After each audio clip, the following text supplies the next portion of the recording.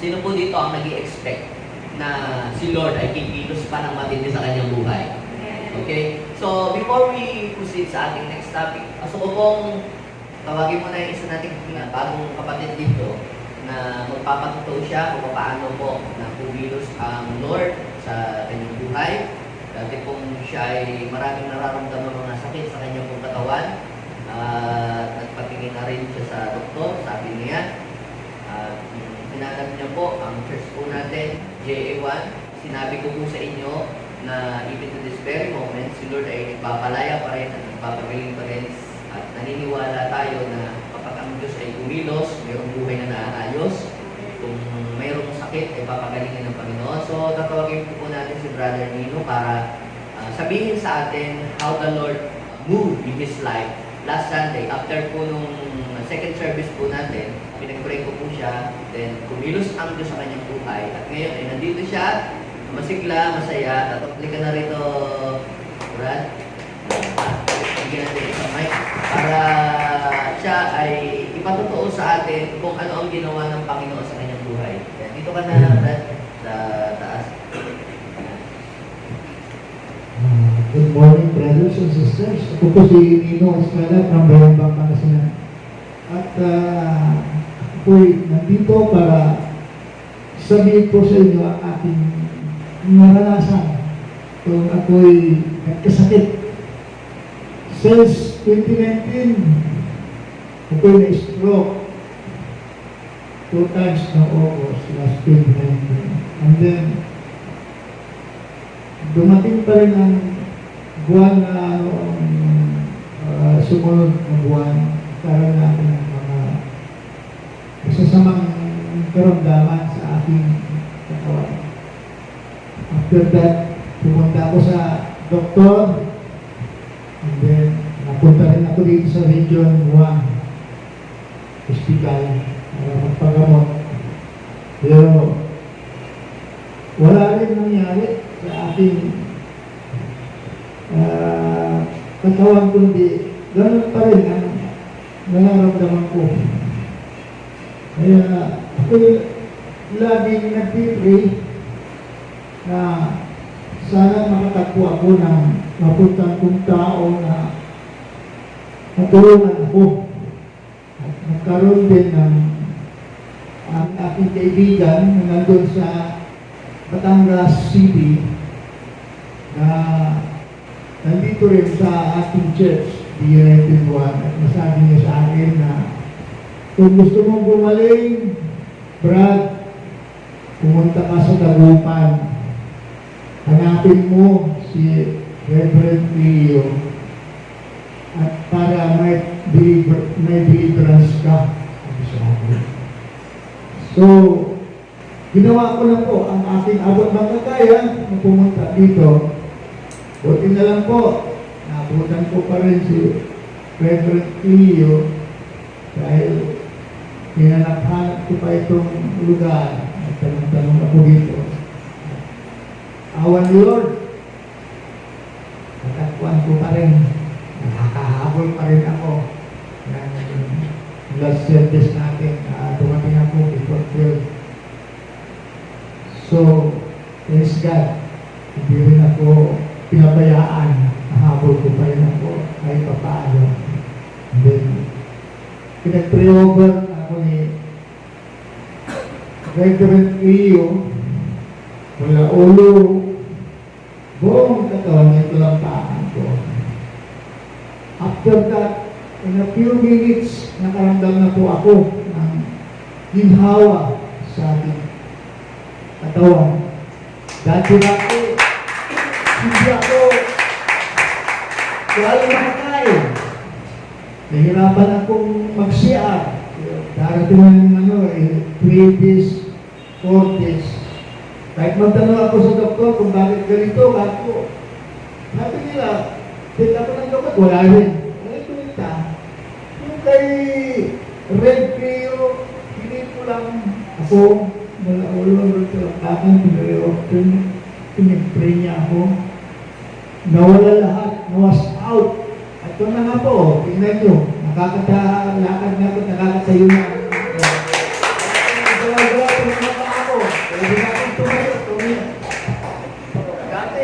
makapag-swing ng katawan ko, hirap na hirap akong umakyat na kung walang taong mag-alalay sa akin, hindi ko makayanan. Kaya ngayon, nakita nila ko siguro kapit-kapit lang ko dito sa kwan, kaya ko na, kahit mag-isa. Kaya praise God, hindi ako pinabayaan ni Lord. At binigyan tayo na sa ating pananampalataya, natakuan din natin ang solusyon ng ating karamdaman kung paano gumaling. Kaya ako po nagpapasalamat kay Lord Jesus. Declare prayer. Maraming salamat po sa atin at tayo nandito lang at tayo magsama-sama at ipagpatuloy pa natin ito itong natin gawain nito dahil walang katulad basta kasama natin si Lord. Thank you very much. Praise God. Panginoon si Lord. Minsan, ano po, nakapakabuti ng Panginoon kung siya ay ating pong ipag-pray. Siya po ay minag-manifest sa Kanya na dito ka lang mo, ipag-pray ka namin. Apat na mangkukulang, ang kumukulang sa Kanya. Dalawang babae sa lalaki. Kaya tanong babae. Tapos nilalagyan po siya ng mga kako sa ulo. At yung isa naman ay nilagyan ng bara, ang talo yan ng kanyang, alam nyo na, kuwitan, para hindi siya makadumi. Kaya pala siya hirap na magdumi. At yung namang dalawa, nilagyan po sila ng mga basag-basag na bubog sa buong katawan niya. Kaya ang dami po mga tumutusok, lalo po sa kanyang tiyan. Nilagyan din po ng mga glass, kaya masakit. Pero ang maganda po niya, pagkatapos siya pag-pray, madiliberas, kumas yung masamang espiritu sa kanya, ito yung ating pinakain, naubos ang pansin. Praise God! Totoo yun. Nakakain po siya, ibig sabihin, kaya nakakain na. Pag-uwi ko, pagsakay ko sa bus, parang wala lang, wala talagang inano na ako ni Lord. So, umilos ang Diyos sa kanyang buhay. Amen? So, ipag-pray natin. Father, we thank you so much sapagkat ang tao ito, Panginoon, ay tinala mo sa lugar na ito. This is a divine appointment at gagamitin mo siya, Panginoon, to spread the Word of God at siya gagamitin sa mga outreaches to spread the Word of God and siya ay tutulungan mo na mag-minister ng deliverance para yung mga tao din na pinapahirapan ang gawa ng kaaway ay malalaya din mo agad. At gagamitin mo ang taong ito, Panginoon. Papalaya rin ang maraming bihag. In Jesus' name, Amen. Okay, sabihin po natin, God is all the way. God is good all the time. And all the time, God is good. Please na po, si brother namin. Ngayon, sinabi ko po sa kanya na siya ay mag-serve na rin kay Lord. Siya po ay bago pa lamang at tumanggap kay Lord. At siya po ay magtitay-muti naman kay Pastor Jess. Sasama siya kay Pastor Jess para tumulong din sa ating pong mga outreaches doon. Yan. Kaya bagay na bagay po sila magkasama ni Pastor Jess. Okay, so salamat kay Lord. Actually, marami po tayo mga testimony na ginawa si Lord sa buhay ng mga tao. Pero siya po ay aking pinagpatutong sa inyo para po malaman po ninyo that our God is moving in our church.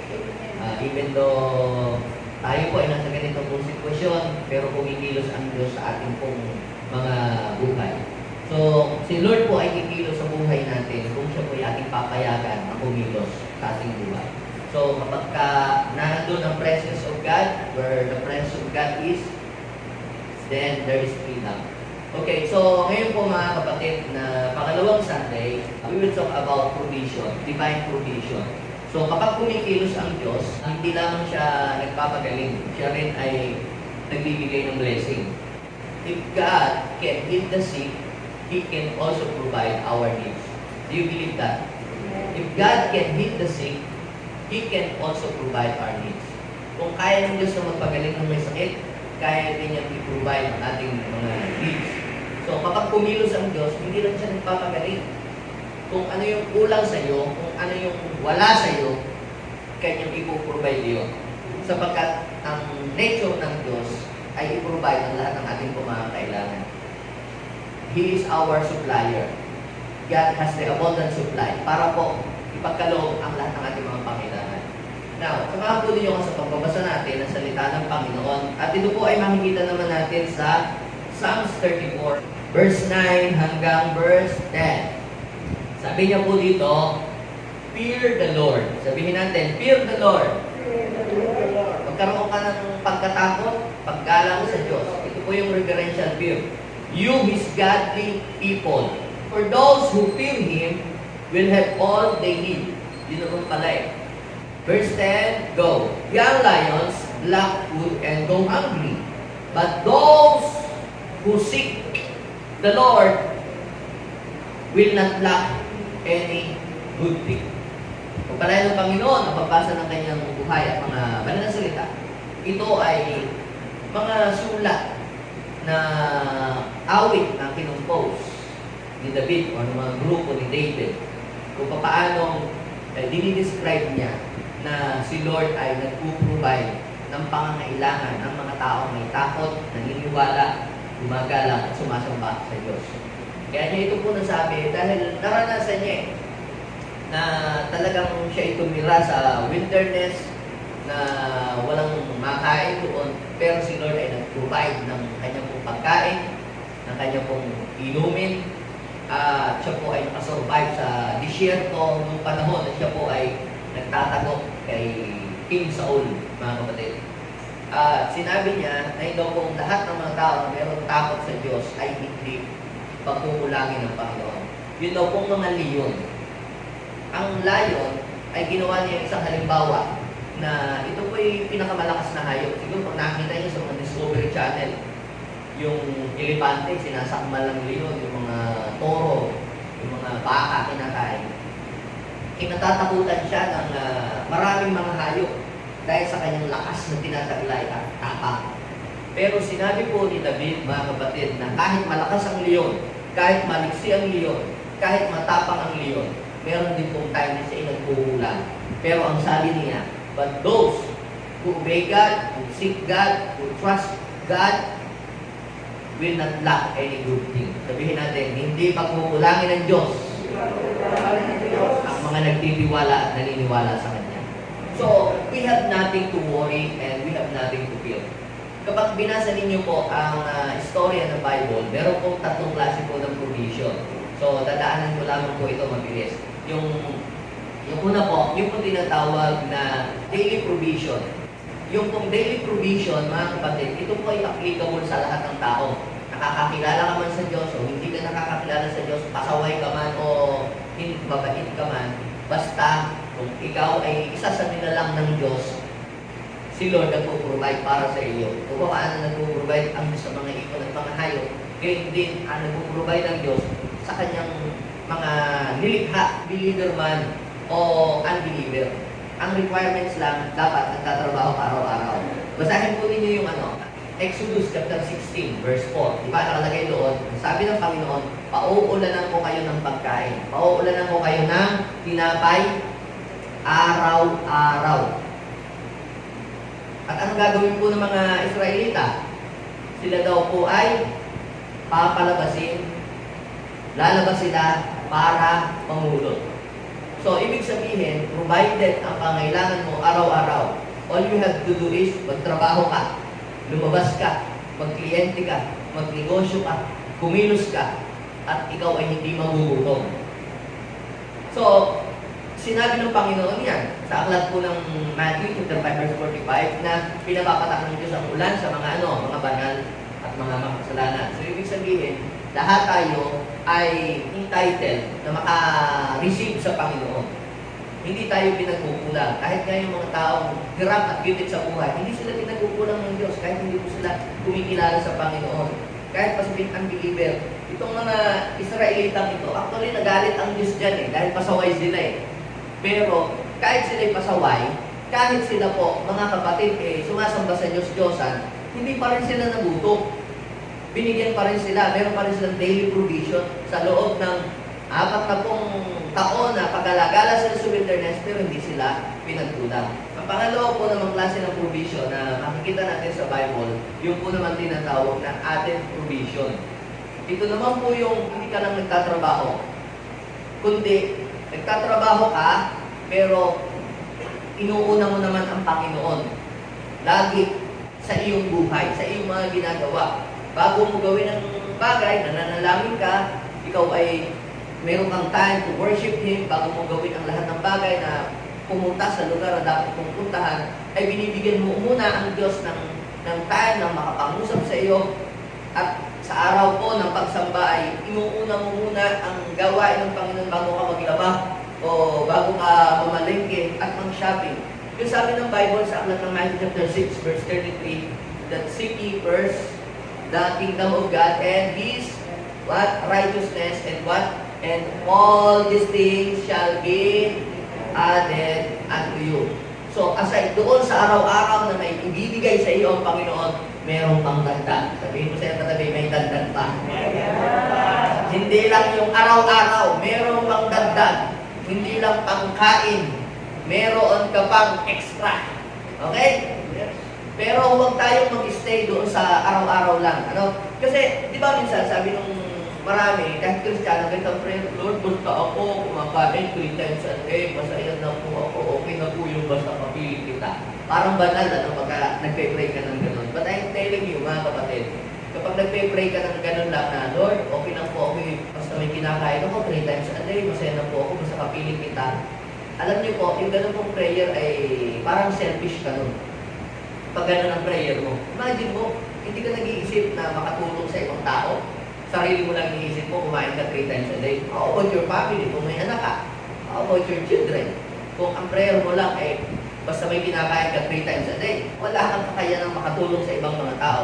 Kaya ito yung pangatlong level. Dapat po na hilingin natin sa Panginoon. Yung pangatlong level na ito, kumilos ang Diyos. Yung pagkilos ng Diyos na ito ay maranasan natin sa ating buhay. Yung tinatawag pong abundant provision. Sabihin natin abundant provision. Ito naman po, mga kapatid, yung ikaw ay nagsakripisyo para ikaw ay makatulong, para ang gawain ng Panginoon ay sumulong. Kaya sinabi ng Panginoon, doon sa aklat ng Philippians chapter 4 verse 19, Good News Translation. Sabi doon, and with all His abundant wealth, through Christ Jesus, God will supply all your needs. Sinabi niya yan sa aklat po ng John chapter 10 verse 10. Kaya siya pumunta dito ay para daw po tayo magkaroon ng buhay, abundant life. Ito pong sinasabi kong ito na abundant life ay hindi lang yung basta marami kang pera, kundi yung sinasabi ng Proverbs chapter 10 verse 22 na lagi mong idinideklara palagi na yung the blessing of the Lord make us rich and He add no sorrow with it. Kaya mga kapatid, kapag kumilos ang Diyos sa iyong buhay at kung gusto mo na maging blessing ka sa maraming mga tao, huwag ka lamang manatili doon sa first level of provision. Pumunta ka doon sa level 3, yung sobra-sobra para makatulong ka sa iba. Sino dito gusto niyo makatulong siya sa iba? Sino gusto niyo makatulong ka sa gawain ng Panginoon? Yung hindi ka na nagpe-preach ng Word of God, ano? Pagkatapos mo mag-preach, nagpapakain ka sa mga tao, tumutulong ka pa sa mga nangangailangan. Sino gustong gano'n ang mangyari sa kanyang buhay? Hindi ka lang nagpe-preach. Yung hindi lang ang pinakakain mo kaluluwa, pinakakain mo pati tiyan ng mga tao, no? Parang sila nabubusog. Alam niyo mga kapatid, hindi natin magagawa yon kung tayo ay nandun lang, hanggang dun lang sa level 1. Kung hanggang dun lang yung pagkilos ng Diyos na gusto natin maranasan sa ating buhay. Kapatid, let's go to level 3 of abundance. Yung abundant supply ni Lord, maranasan natin sa buhay natin. Yung abundant provision so that you will become a blessing to other people. Ngayon, magdudwell po tayo dito sa topic natin, how to experience God's divine provision in our lives. Paano ba ito mararanasan sa buhay natin? Paano ba ito mararanasan ng isang tao o ng mga taong naniniwala sa Diyos? Di ba, pwede na siya, basta manampalataya ka sa Panginoon, basta magtiwala ka sa Kanya, and the Lord will provide all your needs. Pero sa tatlong mahalagang bagay na ito, mga kapatid, na i-share ko po sa inyo ngayon, ay makikita natin paano gumagalaw ang Diyos at nag-provide ng mga pangangailangan sa buhay ng mga tao. Maaaring hindi ka aware na ito ay nangyayari. Paano nangyayari? Hindi, basta nananampalataya ako. Hindi, basta ako lang nagpasa ng Bible. Hindi, ako, naging masipag ako. Pero makikita niyo kung paano kumikilos ang Diyos at nagpo-provide si Lord ng lahat ng ating mga kailangan. Hindi lang yung pangangailangan sa araw-araw, kundi yung pong blessing na pinagkakaloob ng Diyos para magamit din natin para tayo makatulong sa ibang mga tao.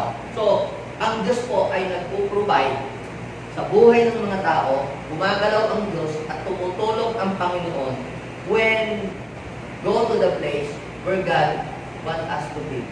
So, anong kailangan mong gawin? Kung gusto mong maranasan yung provision ng Diyos sa iyong buhay, kinakailangan ay pumunta ka dun sa place where God wants you to be.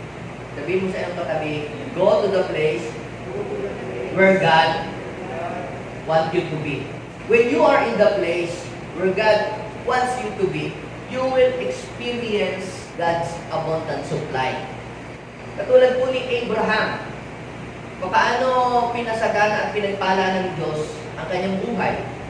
Pag tinignan niyo yung Genesis chapter 12, verse 1 hanggang 4, sinabi ng Panginoon doon, umalis ka sa inyong mga magulang, at pumunta ka doon sa lugar na ituturo ko sa iyo at papapalain kita doon. Sinabi ng Panginoon that you will become a blessing. Kapag ikaw pala ay naandoon sa lugar kung saan gusto ng Diyos na naandoon ka, doon lang mag-ooperate at magmamanifest yung abundant supply o blessing. Parang ganito yan, halimbawa, di ba naligo kayo kanina, nagpatulo kayo po ng tubig sa inyong pong timba. Kung yung timba, mga kapatid, ay nakasala doon sa gripo, kahit yung gripo, bulos ng bulos, pero wala din sa tamang sentro ng pinaglalagyan, kahit maghapong bumubulos yung gripo, hindi magkakalaman yung timba. Tama? Gayon din, mga kapatid, ikaw, ang blessing ng Panginoon ay kanyang ipinupur out. Pero dapat ikaw ay nasa tamang lugar. Nandun ka sa lugar kung saan gusto ng Panginoon na naandun ka. Sabi po nung iba, wala daw kong yumayaman sa pagiging empleyado. Ako po ay hindi 100% na nag-a-agree doon. Nag-a-agree din ako, pero not 100%. For me, ang tao ay nabe-bless dahil siya ay nasa tamang lugar. Dahil yun yung calling niya eh. Yun yung calling niya. Bakit si Jacob? Wala siyang business eh. Nung umalis siya po sa kanila, binigyan siya ng kanyang tatay ng lugar na pupunta. Kasi wala siyang idea pa. Wala mo siyang kaalam-alam sa buhay. Kaya sabi, sumunod lang sa kanyang tatay. Yung pala, leading ng Lord. Na, doon ka pumunta kay uncle mo na Laban. That time, meron siya isang kumpanya na paalagaan ng mga tupa. Doon siya nagtrabaho. At ang upa sa kanya, mga kambing. Dahil naandoon siya, sinunod niya yung magulang niya, at nagkaroon siya ng experience. Kasi dati noon, ang alam lang niya, magkabit ng kurtina sa bahay, magluto at maglinis ng pinggan. Taong bahay lang siya. Wala siyang alam na gawain sa field. So doon siya na-develop, doon siya natuto. Kaya nung tungkod lang ang alis niya nung umalis siya sa bahay nila, nagtrabaho siya kay Laban sa loob ng 20 taon. Pag uwi niya, alam niyo po kung ano ang nangyari? Dami niyang mga ari-arian, dami niyang mga kayamanan. Pinrovide ng Lord lahat ng kanyang mga pangailangan. Kasi pumunta siya doon sa lugar na angkop na babagay para sa kanya. Kagaya din po mga kapatid ng nangyari po kay Joseph. Di ba? Si Joseph, siya din po ay empleyado sa Ehipto. Pero pansinin ninyo mga kapatid, ibinless siya. Anong sabi niya sa kanya mga kapatid? Hindi kayo ang nagpadala sa akin dito. Ang Diyos ang nagpadala sa akin. So ibig sabihin, kapag naandun ka sa tamang lugar, basta naandun ka sa tamang lugar, mararanasan mo yung buhos ng pagkilos ng pagpapala ng Diyos. So dapat nasa tamang lugar ka. If God called you to engage in business, do it. Ikaw ay mag-engage doon. Pero kung sabi ng Panginoon, mag-abroad ka, gawin mo yun. Hindi ibig sabihin, yung kapitbahay mo, yumaman, pumunta sa Dubai, nakabili ng bahay, nakabili ng lupa, ng sasakyan, ganun din ang gagawin mo.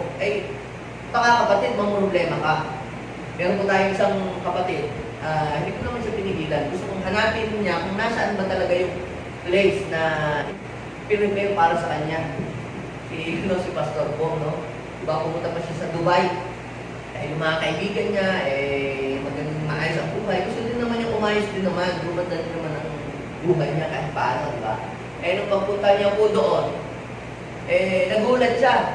Yun naman palang kikitain niya doon, halos parehas lang dito. Bumalik na siya. Ano yung pagbalik niya, mga kapatid? Magaling pa yung nandito siya. Nagkaroon siya ng sasakyan, nakapapatay pa siya ng bahay, nakabili pa sila ng lupa, mas bless sila dito. Nagagamit pa sila ng Panginoon, nakakabukas pa sila po ng gawain. Ang dami po nilang mga na-harvest, daan-daang mga kabataan ang kanila pong naakay sa Panginoon. At dinadala po dito sa ating pong church. So, ibig sabihin, mga kapatid, kapag ikaw ay nasa tamang lugar, doon mo mararanasan yung provision ng Lord. Because where the Lord guides, He provides. Do you believe that? So, doon po yun, mga kapatid. Hanapin mo kung saan yung lugar na gusto ng Panginoon, na naandoon ka. Gusto ba ng Panginoon ikaw magnegosyo? Do it. Kung yun ang calling mo, do it. Pero kung hindi naman yun ang iyong calling, hanapin mo. Nasaan yung iyong niche? At doon ka. Hindi ibig sabihin, ikaw ay nagtayo ng restaurant. Kasi yung kapitbahay mo, nanagana doon, magtayo ka rin ng restaurant. Hindi ka naman pala mahilig magluto. Ang hilig mo lang kumain. Kaya yung iyong tinda, mabili at hindi ubos kasi mahilig ka kasi kumain. Ngayon, nagtataka ka, bakit ka doon? Ginawa ko naman ang lahat, nagsipag naman ako dito, pero hindi ako nanagana. Tanungin mo yung sarili, yan ba ang lugar na gusto ng Diyos na nandyan ka? Dahil kung pinipilit mo lamang yung sarili sa isang lugar, dahil nakita mo sumagana ang iba, dahil doon, ay pipilitin mo rin ang iyong sarili, maging ganun din, kapatid, magkakaproblema ka. Dapat ay hanapin mo yung lugar kung saan gusto ng Diyos na doon ka. Ito po si Isaac, nagkaroon po ng famine, kagaya daw po na nangyari sa panahon ng tatay niya. Kasi yung tatay niya, pumunta sa Egypt nung nagkaroon ng famine si Abraham. Diba, nagkaroon ng famine sa Canaan. So, ang ginawa ni Abraham, pumunta siya sa Egypt. Kaya nung pumunta doon, yun, nagkaroon din ng konting problema doon. Pero dahil nga nasa kanyang Panginoon, binless siya. Ngayon, nagkaroon din daw po ng famine sa Gerar. Ngayon po, dahil naisip ni Abraham, at siguro, palagay ko, kinuwento ni Abraham, alam mo anak, nung nagkaroon ng famine, ang ginawa ko, nag-migrate kami ng mami mo sa Egypt. Umas naman po, siguro naisip din niya, oo nga, ganito ginawa ng daddy ko. Pumunta sa Egypt, mag-abroad ako. Alam niyo, sabi ng Panginoon sa kanya, doon sa aklat ng Genesis 26, verse 1, 2, basahin po ninyo yun, hanggang 3. Nagkaroon din daw po ng famine, kagaya ng panahon ni Abraham. Pero nagsalita ang Panginoon, very clear. Ano ang sabi? Huwag kang pupunta sa Ehipto. Dito ka tumira. Huwag kang aalis dito. Dito kita pagpapalain, sabi sa verse 4. Diba? Imagine mo, diba minsan kapag katanghirap, alis ako ng Pilipinas, mag-aabot ako. Yan. Sabi ng mga Pilipino, hindi ako yayaman sa Pilipinas. Sabi ng mga kapatid nating Chinese, sa Pilipinas ako yayaman. Alam niyo po mga kapatid, hindi pinag-uusapan dito, mga kapatid, yung bansa, kung saan nasa mayamang bansa ka o nasa mahirap na bansa ka, ang importante, nasa tamang lugar ka. Dahil kahit mahirap sa lugar na iyon, pero gusto ng Diyos na doon ka, kaya kang pagpalain ng Diyos at paghimalaan ng Diyos. Naniniwala po ba kayo doon mga kapatid? Nasa tamang lugar ka dapat. At ikaw ay naandun sa iyong calling. Kita ninyo, anong nangyari? Anong gagawin namin, Lord, dito? Naghihirap na nga ang mga tao dito. So, kailangan tayo mag-escape at umalis dito para humanap naman ng green pasture. Pumunta ako sa Canada o sa US ba, yung walang famine. Pero alam niyo po mga kapatid, kung ikaw ay nasa maling lugar, hindi yung lugar na akma para sa iyo, hindi ka magpaprastan doon. Walang pinagkaiba yan doon sa puno ng rambutan na itinanim mo sa disyerto.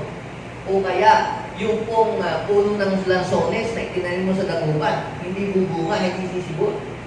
Pero bakit yung mga dates sumisibol sa disyerto? Kasi yung lugar para sa kanila. Ikaw, ano ang lugar ng Diyos para sa iyo? Maaaring hindi mo nakikita, hanapin mo, doon ka pumunta sa tamang lugar mo. Ano ang nangyari? Dahil si Isaac ay nasa tamang lugar, ano po ang nangyari sa verse 12? Genesis chapter 26, verse 12 and 13. So, anong ginawa niya? Nagtanim. Doon. Sa panahon po ng may famine, doon siya nagtanim. May crisis. Sabi ko, masama ang mag-business kayo, hindi magandang mag-business. Huwag tayo mag-business kayo, tagurap. Ako, sino bibili ng paninda natin? Pero pagka ikaw ay nasa tamang lugar, sasamahan ka ng Panginoon at mararanasan mo yung kanyang abundant provision. Nagtanim daw po siya sa lugar na yon. At anong nangyari sa kanya? Siya daw po ay umani ng 100-fold. Kaya kapag ikaw ay nakasentro sa kalooban ng Diyos at nandun ka sa lugar na gusto ng Panginoon, you will receive a 100-fold. Pag nasa maling lugar ka, baka 1/4 lang o 3/4 ang bumuho sa'yo. Kasi hindi shoot eh. Hindi shoot sa lalagyan mo eh, nakasala eh. Kaya pag 100-fold, gusto mo nung 100% buhos ni Lord, dapat nakasentro ka at naandun ka sa lugar kung saan gusto ng Diyos. So nandun ka. At ang sabi ng Panginoon, doon siya nag-prosper. Doon siya na nagana. So, kung alam mo na yan ang tawag sa inyo ng Panginoon, ituloy mo lang. Bakit? Kung meron ng mga pagsubok, meron ng famine, makakasurvive ka at hindi ka lang makakapag-survive. You will try. Amen? Dahil ikaw ay nasa tamang lugar. So kaya kahit pasabihin po natin na itinry mo na ang lahat, ikaw ay magaling, you are professional, pinag-aralan mo lahat, ikaw ay graduate ng MBA, kapag ka nasa wrong place ka, nasa maling lugar, hindi yun yung lugar mo, kapatid. May hirapan kang umangat ang buhay, mag-i-struggle ka. Pero kapag ikaw ay nasa tamang lugar, mararanasan mo yung divine provision ng Lord. Makikita mo kung paano magpagpalaya ng Diyos at makalagpas doon sa mga pagsubok na pinagdadaanan mo sa buhay. Nangyari din yan sa New Testament, sa mga disciple ni Jesus, na sinugo ng Panginoon doon sa Lucas chapter 9, verse 1 hanggang 3.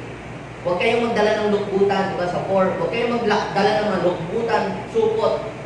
Huwag kayong pupunta sa Samaria, huwag kayong pupunta sa lugar ng mga Gentile. Saan kayo pumunta? Hanapin nyo yung nawawala lupa ni Israel. May direction, may specific na lugar na gusto ng Diyos na puntahan nila. Anong ibig sabihin noon? Gustong ipakita ng Diyos na God can supply all your needs from nothing to something. Walang dala ha, pero pagdating doon sa Lucas chapter 22 verse 35, tinanong ngayon ng Panginoon yung kanyang mga disciples. Natandaan po niyo pa ba noon? Sinubo ko ngayon, sabi ko, huwag kayong magdala ng mga lubutan, supot.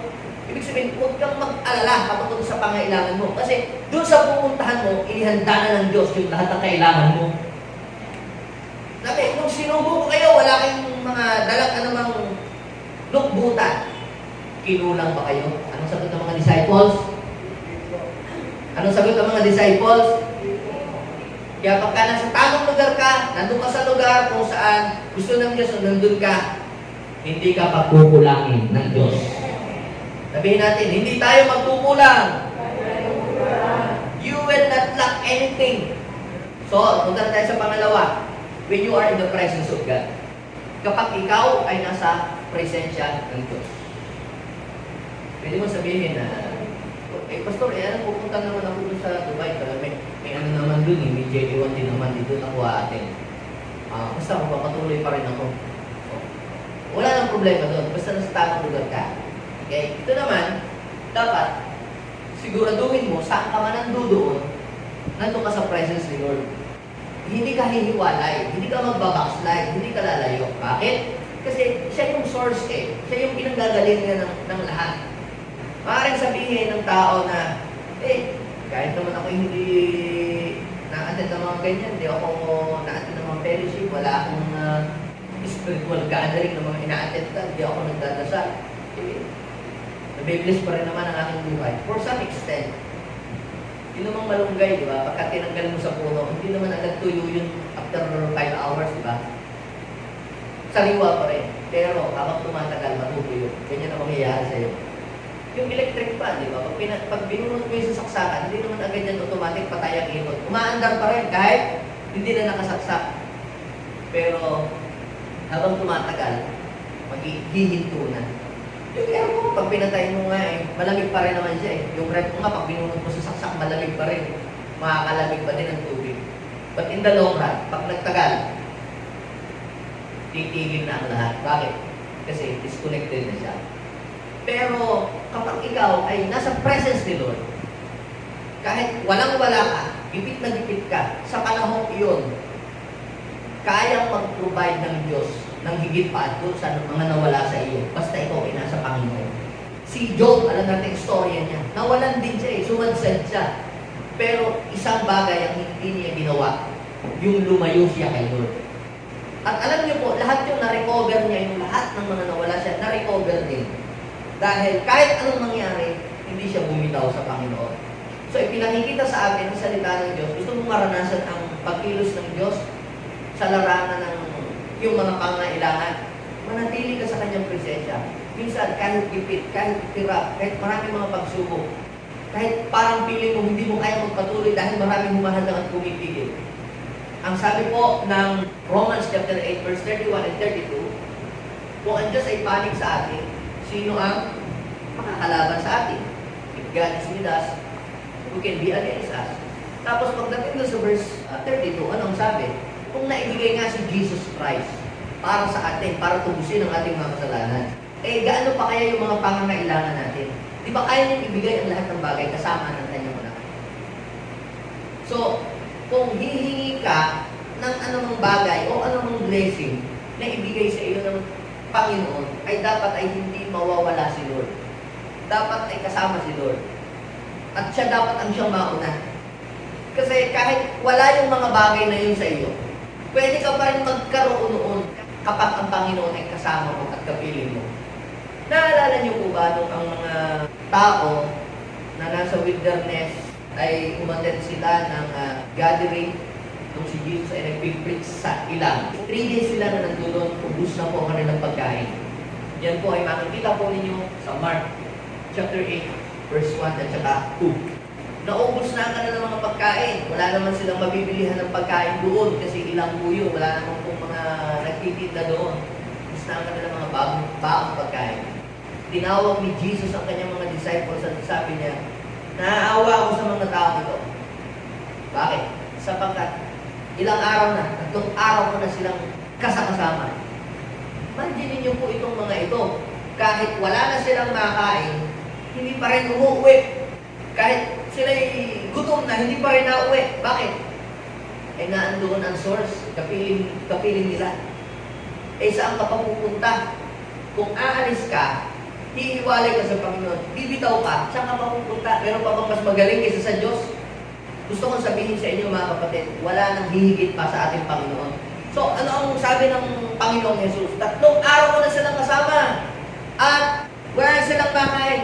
Alam niyo po mga kapatid, kahit yung mga tao yun hindi nagpaparinig, hindi nagrereklamo, pero nakikita ng Diyos ang kanilang sitwasyon. Kaya mga kapatid, hindi mo na kailangang magwala dyan. Nakikita ni Lord ang iyong sitwasyon at iyong pangangailangan. At si Lord ay mag-move sapagkat ikaw ay mayroong pangangailangan na ganyan. So ano ang ginawa ng Panginoon? Siya po ay nag-miracle. Jesus was moved with compassion. Nag-move siya with compassion at ano ang naging resulta? Nag-provide siya para doon sa mga tao. Miraculously, nag-provide si Lord. At ano po ang nangyari? Gumawa siya ng miracle, nakakain daw po yung 5,000. Basilin niyo po sa Mark chapter 8, verse 8. Kumain daw po ang lahat at nabusog. Sabihin mo nga sa iyong katabi, pag nasa presence ka ng Lord, hindi ka lang makakakain, mabubusog ka pa. At hindi ka lang mabubusog, may iuwi ka pa.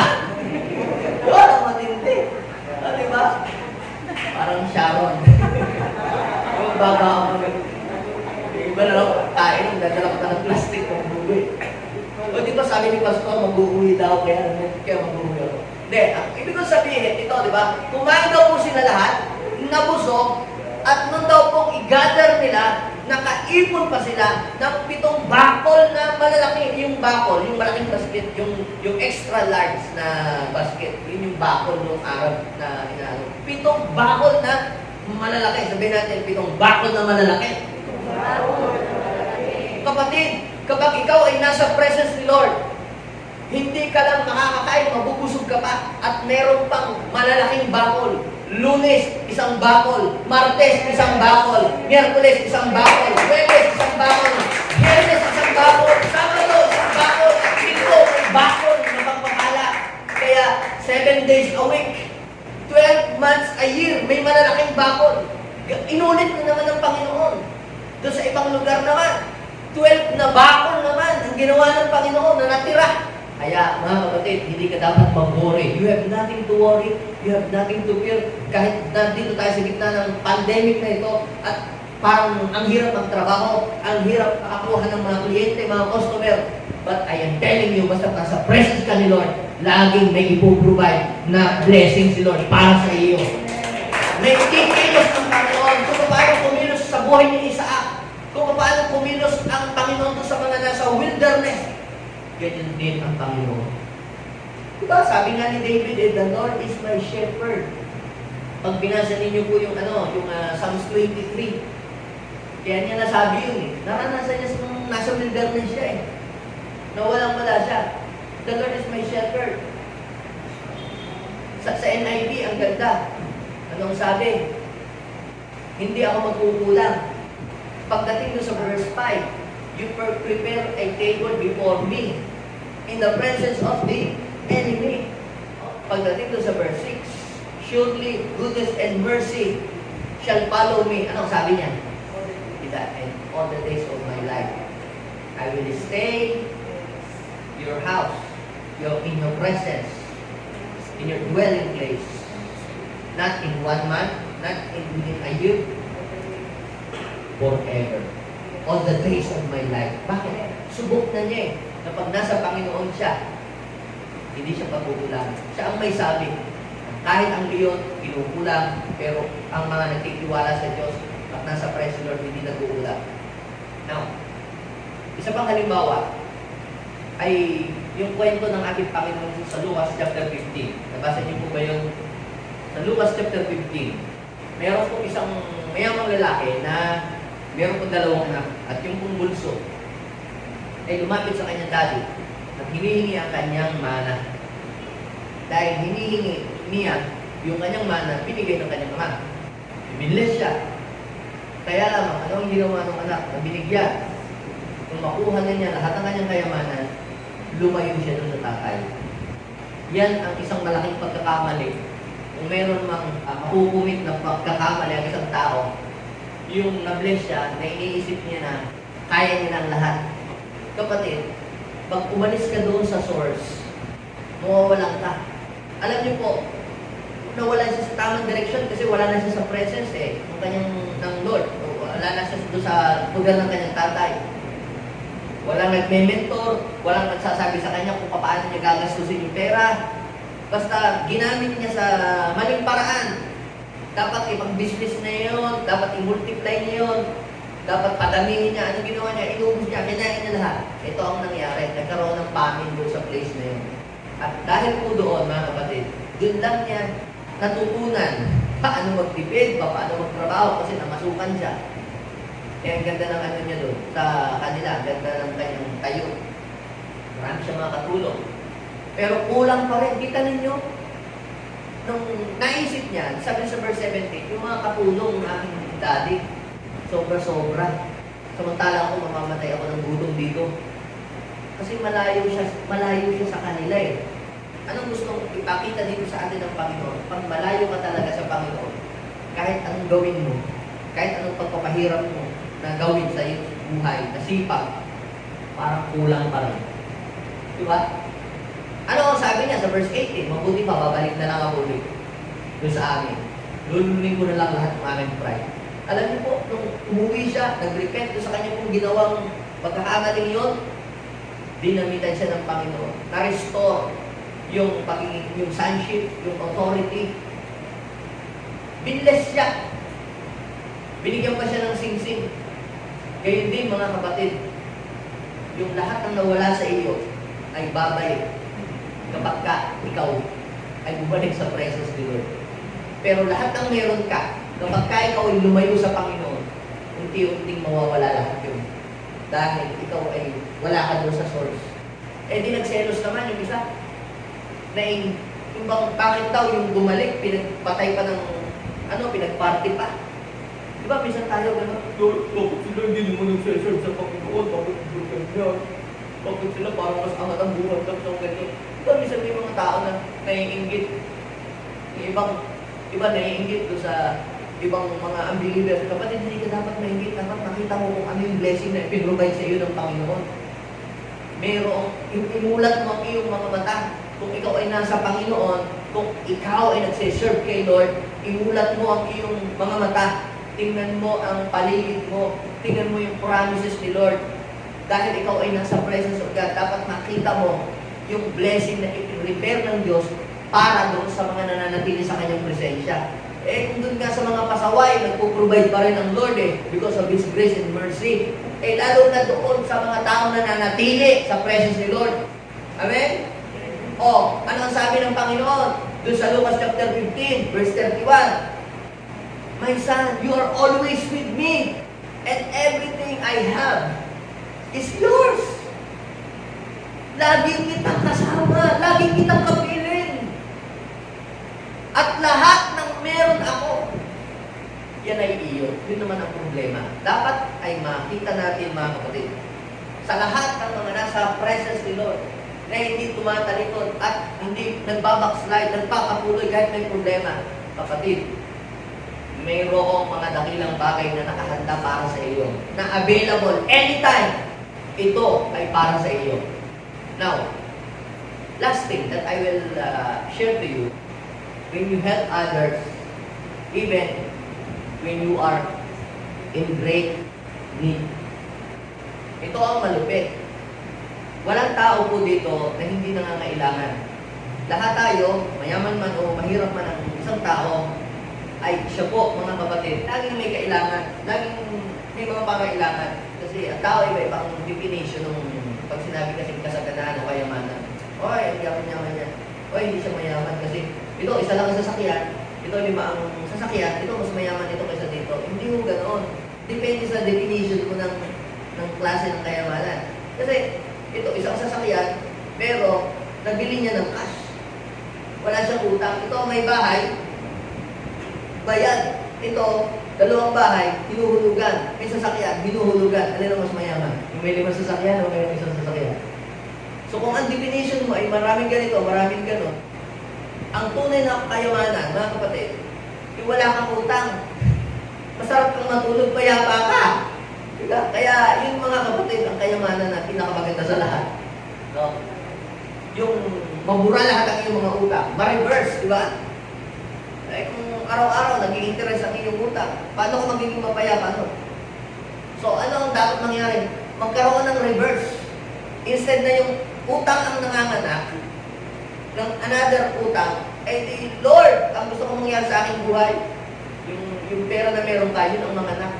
Magkaroon ng reverse.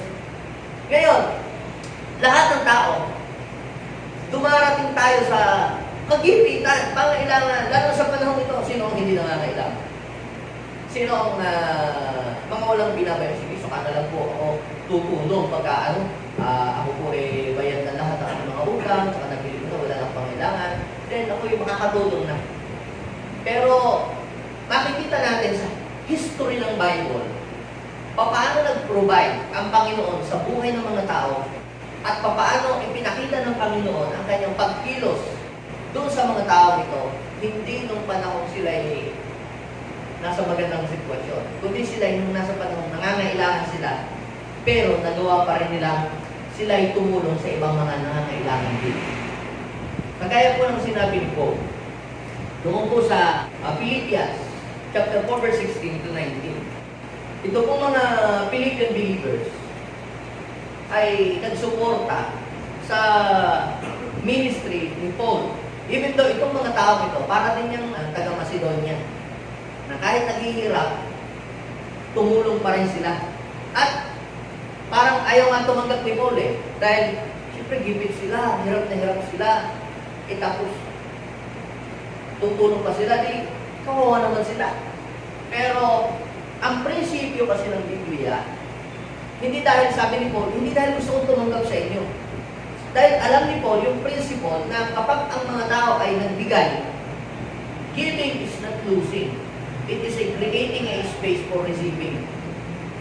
Alam niyo po mga kapatid, sa air, nagkakaroon din pala ng traffic, yung air traffic, di ba? Ibig sabihin mo yung air traffic, kapag kayong masyado ng maraming aeroplano sa baba, na walang malandingan yung aeroplano, so, magkakaroon ng air traffic. Nangyari yun din sa airport dati.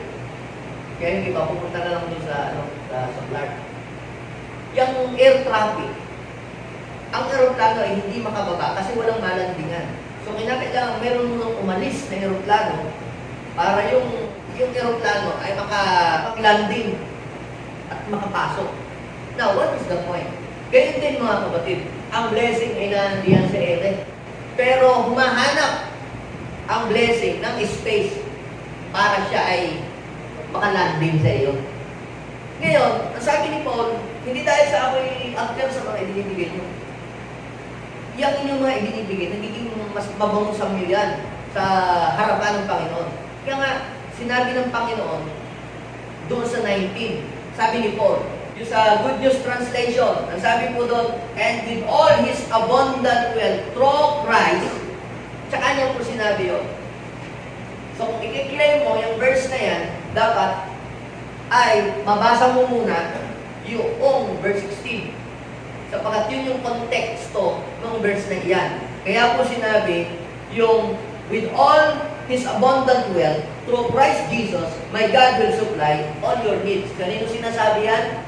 Doon sa mga tao po na nag-practice ng Philippians chapter 4 verse 16, na kahit sila gipit na kailangan, ay nagawa pa rin lang magsakripisyo para tumulong sa gawain ng Panginoon. So, ibig sabihin, ikaw ay tumutulong kahit ikaw ay nangangailangan, ay tumutulong ka sa pangailangan. Pwede yung kapitbahay mo, ng kapwa mo, o ng ibang tao na nangangailangan. Kung ikaw may pangailangan, ang ginawa mo, tumulong ka doon sa tao din nangangailangan. Ano ang kasunod na mangyayari? Kikilos ang Diyos para i-provide din naman ang iyong pangailangan. Let me give you another example. Si Elijah. Kaya sabi ko nga po sa inyo, dapat tayo na sa tamang lugar. Diba, nagkaroon ng famine. Sabi naman ng Panginoon, pumunta ka sa Karet River, magtago ka. Magpapadala ako doon ng maraming mga uwak na may dala pang hamburger. Kasi bread at saka meat. Cheeseburger nga pa nga yun eh. Kinain na ng uwak ng cheese. Kita po ninyo dahil sa tamang lugar siya, yung blessing mo, mga kapatid, may address yan. At kung nasa mali kang lugar, at pumunta yung blessing doon, hindi mo marireceive yun. Kasi mali yung address mo. Dahil nasa lugar siya na yun, nagpapadala si Lord. At pinuprovide ang nagpakailangan. Now, ngayon, dumating daw po yung time na naubos na rin, siyempre. Kaya mahirap naman po yung laging naasa doon sa mga nagbibigay lang. May mga mag-abroad, o mga kung sino mga nagtutulong. Mga kapatid, yun ay ambon. Huwag tayong umasa doon sa may mga nagbibigay o nagpapadala. Salamat kung talagang may ginagamit sila. Pero huwag tayong sumundan doon. Pinapakita ng Panginoon na dapat ay sa Kanya tayo magdepende, hindi doon sa uwa. Hindi kung sino mo ay nagbibigay na lang sa abroad. Magdepende tayo kay Lord. Ginagamit lang sila.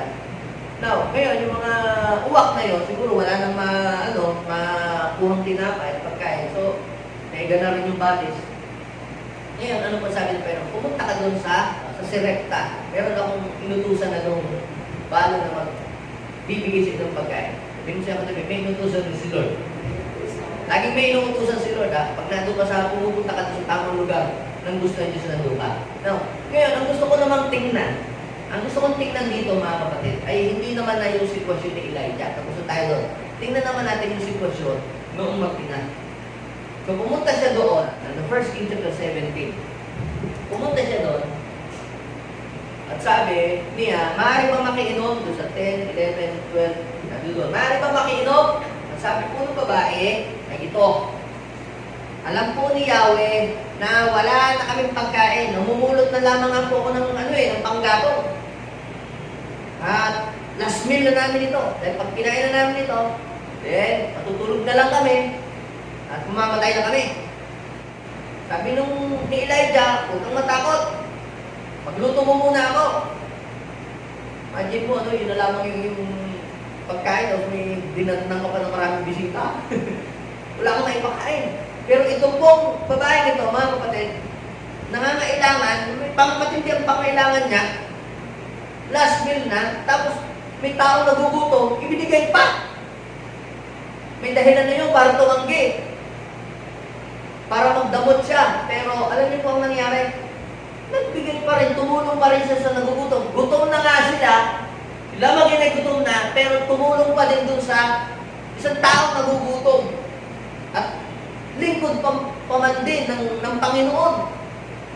So ano ang sabi? Diniklara niya, huwag kang matakot sa sabi ng Lord. Hindi mauubos ang iyong sisidlan ng langis at ang lalagyan ng mga harina, hindi maiiga. Hanggang sa matapos itong pandemic, hanggang sa matapos itong famine na ito, makakakain kayo, huwag kang matakot. Yun nga ang nangyari. At ano po yung sabi ng verse 15, 16? Ganun nga po ang nangyari at hindi nga naubos ang mga harina sa sisidlan at hindi natuyo ang langis. Ano po ang nangyari? Yung tao na nangangailangan ay tumulong din sa isa pang nangangailangan. Anong nangyari? Natugunan ang lahat ng kanyang pangailangan. At sabi ng Biblia, umapaw ang kanyang sisidlan. Kaya, yung provision ng Lord ay mararanasan mo when you help other people, even when you are in a great need. Kahit nasa gitna ka pala ng mga pangailangan. Ito po ang nangyari doon sa bahay niyo. Alam niyo po ba yung bata na ginamit kinasangkapan ng Panginoon? May pangailangan din yun. Gutom yun. Kapag ibinigay niyo kanyang tinapay, ano kanyang kakainin? Hindi ubus na.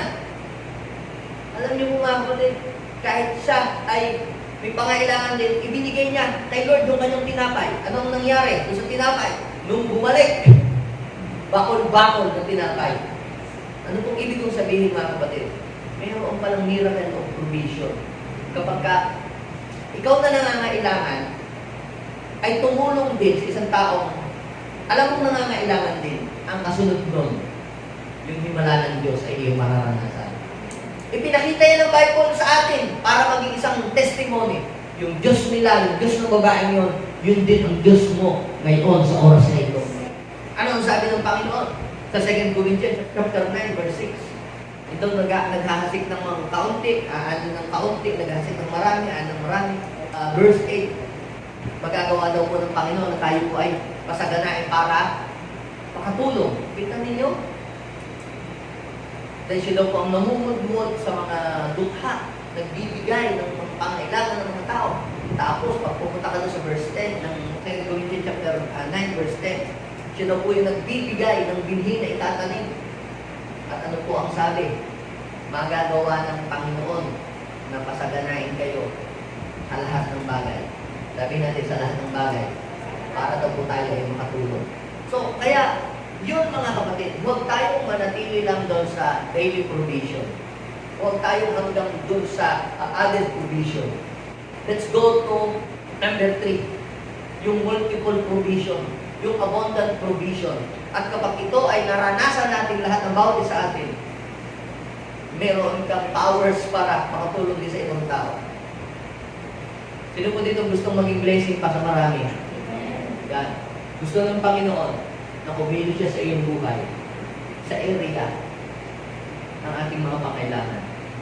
So, mga kapatid, kahit may pandemic, we have nothing to worry and nothing to fear.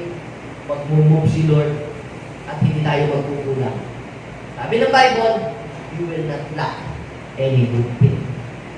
Ngayong pandemic na ito, hindi natin alam kung kailan matatapos ito, o kung next year, o this year. Pero, meron tayong isang salita na panghahawakan when it comes to provision. You will not lack any good thing. Amen? Amen. So, tayo lahat ay tumindi sa oras na ito. Manalangin tayo sa Panginoon. Lord, I pray right now sa mga taong nananatili sa iyong presensya, sa mga taong pumupunta sa lugar kung saan gusto mong pumunta sila, doon sa mga sumusunod sa iyong kalooban, at sa mga taong tumutulong even though gipit sila. Marami din po silang mga babayarin, marami din po silang mga kailangan, pero ang kanilang heart is to help other people, to help the ministry, to support your kingdom. Lord, nakikita mo po ang mga taong ito. You know them, O God. You know them. Naririnig mo ang sigaw ng kanilang damdamin na gusto pa rin nilang makatulong kahit nasa gitna sila ng mga pangailangan. God, meron kaming Diyos na malaki. You are Jehovah Jireh. Hindi ka lamang healer, provider ka rin, Panginoon. Lord, kung paano ka kumilos at nagpagaling sa maraming mga may sakit, nagpalaya ng mga bihag, Lord, hindi ka lang sa mga healing expert, Panginoon.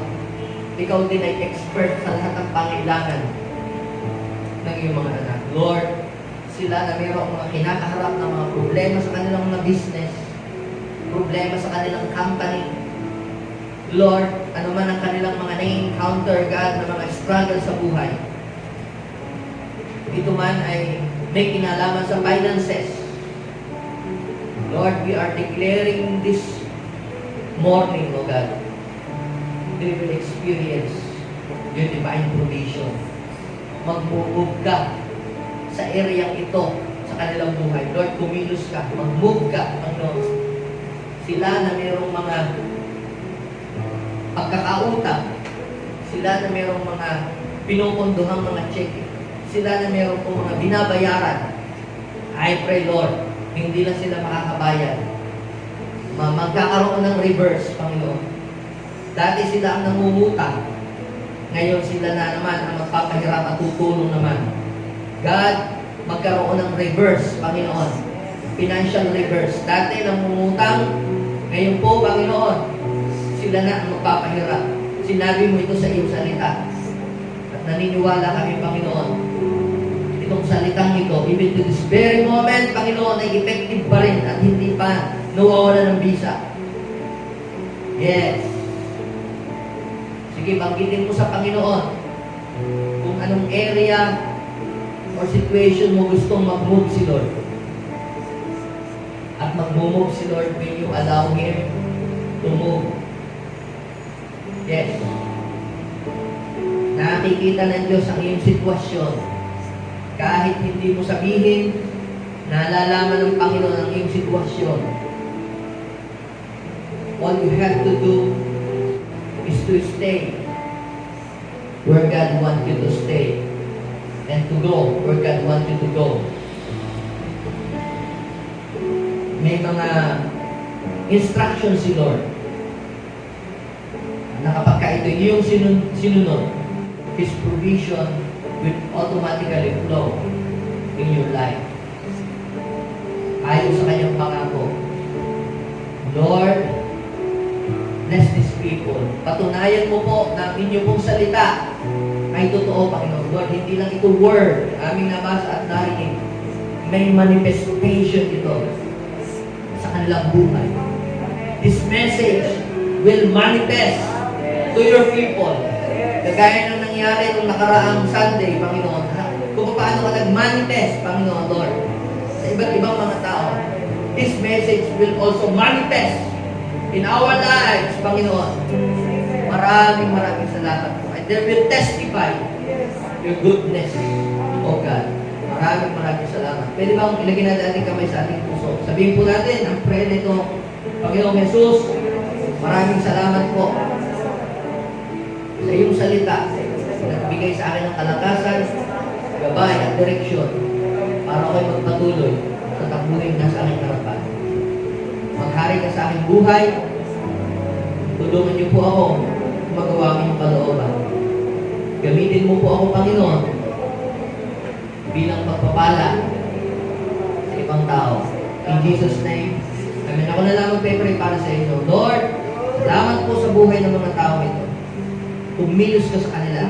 Maramdaman nila, Panginoon, ang inyong banal na pagkilos. Kahit nasa gitna sila ng mga pagsubok, Lord, mapipil nila, makikita, Panginoon, ang kanilang dalawang mga mata, ang paggalaw ng iyong mga kamay sa kanilang buhay. Lord, kumilos ka sa buhay nila. This week, Panginoon, they will experience your miracle in their lives. In Jesus' name, at ang lahat ng mga may ginagawa si Lord sa kanilang buhay, magsabi ng Amen.